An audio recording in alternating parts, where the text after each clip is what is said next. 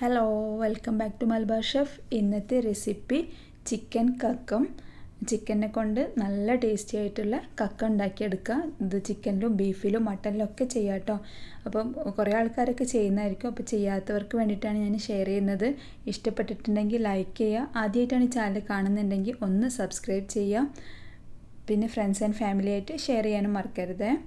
അപ്പോൾ നമുക്ക് വീഡിയോയിലേക്ക് പോവാം. അതിന് വേണ്ടിയിട്ട് ഞാൻ ഇൻഗ്രീഡിയൻസ് ഒക്കെ റെഡിയാക്കി വെച്ചിട്ടുണ്ട്.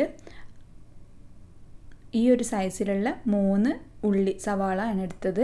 അത് ഞാൻ ഇങ്ങനെ ചെറുതാക്കി ചോപ്പ് ചെയ്തെടുത്തിട്ടുണ്ട്. ഇനി വലിയൊരു തക്കാളി എടുത്തിട്ടുണ്ട്. അപ്പോൾ നിങ്ങൾ എടുക്കുന്ന തക്കാളി ചെറുതാണെങ്കിൽ 2 എണ്ണം എടുക്കുക കേട്ടോ. പിന്നെ കറിവേപ്പില, ഒരു ഫുൾ വെളുത്തുള്ളി മുഴുവനായിട്ട് എടുത്തിട്ടുണ്ട്. പിന്നെ ഇഞ്ചി ഇത്ര വലുപ്പമുള്ള കഷ്ണങ്ങളാക്കിയിട്ട് ചെറുതാക്കി മുറിച്ചത്, പെരിഞ്ജീരകം അതായത് വലിയ ജീരകം അതാണ് എടുത്തത്. അത് 1 ടീസ്പൂൺ എടുത്തിട്ടുണ്ട് കേട്ടോ. അപ്പം ഇതെല്ലാം കൂടി ഒന്ന് മിക്സിയിലിട്ട് ചതച്ചെടുത്ത് കൊണ്ടുവരാം. ബാക്കിയുള്ള ഇൻഗ്രീഡിയൻസ് നമ്മൾ ചിക്കൻ വേവിക്കാനുള്ള വലിയൊരു പാത്രം എടുത്തിട്ടുണ്ട്. അതിലേക്ക് ഇട്ട് കൊടുക്കുന്നുണ്ട് കേട്ടോ. ഉള്ളിയും തക്കാളിയും കറിവേപ്പിലയും കൂടി അതിലേക്ക് ഇട്ട് കൊടുക്കുന്നുണ്ട്. ഇനി നമുക്കിതിലേക്ക് പൊടികൾ ചേർത്ത് കൊടുക്കാം. പൊടികൾക്ക് വേണ്ടിയിട്ട് ആദ്യം കാശ്മീരി മുളക് പൊടി 1 ടേബിൾ സ്പൂണാണ് ചേർത്ത് കൊടുക്കുന്നത്. അപ്പോൾ കാശ്മീരി മുളക് പൊടി ഇല്ലെങ്കിൽ സാധാ മുളക് പൊടി അളവ് കുറച്ചിട്ട് ചേർത്ത് കൊടുക്കുക. പിന്നെ മല്ലിപ്പൊടി 1 ടേബിൾ സ്പൂണ്. ഇനി നമ്മൾ നേരത്തെ ചതച്ചെടുത്ത് ഇഞ്ചി വെളുത്തുള്ളിയും പിന്നെ പെരിഞ്ജീരകവും കൂടി കൂട്ടിയിട്ട് ചതച്ചെടുത്തില്ലേ, അത് ചേർത്ത് കൊടുക്കുക. ഇഞ്ചിയും വെളുത്തുള്ളിയും ചതച്ചെടുത്തത് ടേബിൾ സ്പൂൺ കണക്കിൽ പറയുകയാണെങ്കിൽ 3-3.5 ടേബിൾ സ്പൂൺ ഉണ്ടാകും. അപ്പോൾ ഇഞ്ചി 2 ടേബിൾ സ്പൂണ് അല്ലെങ്കിൽ വെളുത്തുള്ളി 1.5 ടേബിൾ സ്പൂൺ, ആ ഒരു രീതിയിൽ. പിന്നെ മഞ്ഞൾപ്പൊടി 1/2 ടീസ്പൂണ്, ടേബിൾ സ്പൂൺ അല്ല കേട്ടോ, കൂടി പോകരുത് മഞ്ഞൾപ്പൊടി.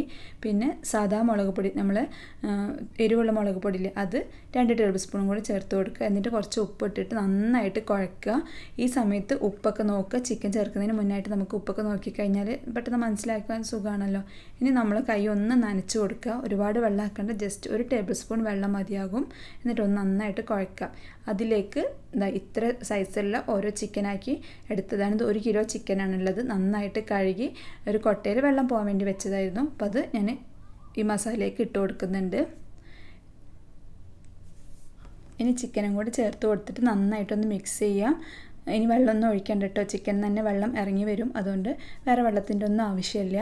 ഇനി ഇതൊന്ന് അടച്ച് വെച്ചിട്ട് ഒരു 15 മിനിറ്റ്, മാക്സിമം 15 മിനിറ്റ് കുക്ക് ചെയ്താൽ മതി. ഒരുപാട് കുക്കാവണ്ട, നമുക്കിത് ഒന്നുകൂടെ ഫ്രൈ ചെയ്യാനുള്ളതാണ്. ഇപ്പോൾ ഇത് നന്നായിട്ട് കുക്കായി വന്നിട്ടുണ്ട്, കാണുന്നുണ്ടല്ലോ. ഇതിൽ തന്നെ വെള്ളം ഉണ്ടായി വന്നിട്ടുണ്ട്. ഞാൻ വേറെ വെള്ളമൊന്നും ഒഴിച്ചിട്ടില്ല. അപ്പോൾ മീഡിയം ഫ്ലെയിമിലിട്ട് കുക്ക് ചെയ്യാം കേട്ടോ.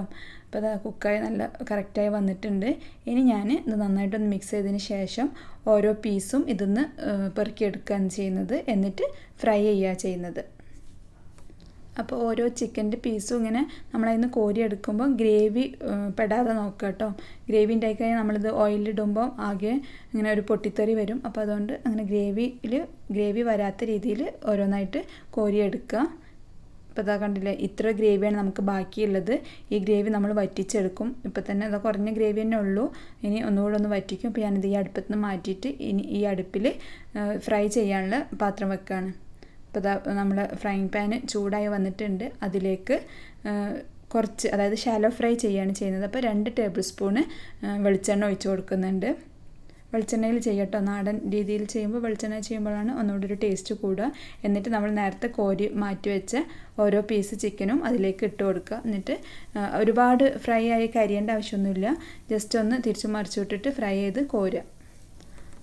നമ്മൾ ആദ്യം ചിക്കൻ വേവിച്ചെടുക്കുന്ന സമയത്ത് ഒരുപാട് കുക്കാവേണ്ട ആവശ്യമില്ല കേട്ടോ. ഒരുപാട് കുക്കായി കഴിഞ്ഞാൽ നമുക്ക് തിരിച്ചു മറിച്ചൊക്കെ എടുക്കുമ്പം ബുദ്ധിമുട്ടാവും. അപ്പോൾ അതെല്ലാം ഫ്രൈ ചെയ്തെടുത്തിട്ടുണ്ട്. ഞാനിത് നമ്മൾ മസാലയൊക്കെ ഇട്ട് കൊടുക്കുകയാണ്. എന്നിട്ട് ആ മസാലയിൽ കിടന്ന് കുറച്ച് സമയം അതിൻ്റെ ആ ഗ്രേവിയൊക്കെ അതിലിങ്ങനെ പിടിക്കണം. അപ്പോൾ അതാ കണ്ടില്ലേ, നല്ല മസാലയൊക്കെ അതിലേക്ക് പിടിക്കുന്നുണ്ട്. ഇനി അതിലേക്ക് ഗരം മസാല 1 ടീസ്പൂണും കൂടെ ഇട്ടിട്ട് ഒന്നങ്ങ് മിക്സ് ചെയ്യുന്നുണ്ട്. പിന്നെ അവസാനമായിട്ട് 1 ടേബിൾ സ്പൂൺ നല്ല നെയ്യ്, പശുവിൻ നെയ്യ് ചേർത്ത് കൊടുക്കുക. ഈ ഒരു സ്റ്റെപ്പ് വിട്ടു പോകരുത്, പശുവിൻ നെയ്യ് ചേർക്കണം. അപ്പോഴേ നല്ലൊരു ടേസ്റ്റ് വരുള്ളൂ. അപ്പോൾ അതെന്തായാലും ചേർക്കുക. എന്നിട്ട് നന്നായിട്ടൊന്ന് മിക്സ് ചെയ്യുക. നന്നായിട്ട് എല്ലാ ഭാഗത്തേക്കും ആ നെയ്യൊക്കെ എത്തുന്ന രീതിയിൽ മിക്സ് ചെയ്യുക. എന്നിട്ട് ഒരു 5 മിനിറ്റ് ഒന്ന് അങ്ങ് അടച്ച് വെക്കുക. നെയ്യിൻ്റെ ഒക്കെ ഒരു ഫ്ലേവർ എല്ലായിടത്തും എത്താൻ വേണ്ടിയിട്ടാണ്. അപ്പോൾ നല്ലൊരു ടേസ്റ്റ് വരും. പിന്നെ ഇപ്പോൾ 5 മിനിറ്റിന് ശേഷം ഞാൻ തുറന്നിട്ടുണ്ട്. ഇനി ഇതിലേക്ക് കുറച്ച് മല്ലിയില തൂവി കൊടുക്കുന്നുണ്ട്. മല്ലിയില കയ്യിലുണ്ടെങ്കിൽ ഇടുക. മല്ലിയില ഇടുമ്പോൾ നല്ലൊരു ടേസ്റ്റ് വരും, നല്ലൊരു ഫ്ലേവറാണ്. അപ്പോൾ അതും കൂടെ ചേർത്തിട്ട് ഒന്നും കൂടെ അടച്ച് വെച്ചിട്ട് ഒരു 5 മിനിറ്റ് തീയൊക്കെ ഓഫാക്കിയിട്ട് ആ അടുപ്പത്ത് തന്നെ വെക്കുക കേട്ടോ. ഇനി ഞാനിതൊരു സെർവിങ് പ്ലേറ്റിലേക്ക് മാറ്റി കൊടുക്കുന്നുണ്ട്. അപ്പോൾ ഇത് കുറച്ച് സമയം വെച്ചതിന് ശേഷം മാത്രം സെർവ് ചെയ്യാം. പിന്നെ ചൂടോട് കൂടി ചപ്പാത്തിക്കോ പൊറോട്ടക്കോ സാധാ ചോറിനായാലും നല്ല ടേസ്റ്റ് തന്നെയാണ്. അപ്പോൾ എല്ലാവരും ട്രൈ ചെയ്ത് നോക്കണം. ഫീഡ്ബാക്ക് എന്തായാലും കമൻറ്റിൽ അറിയിക്കുക. Thanks for watching.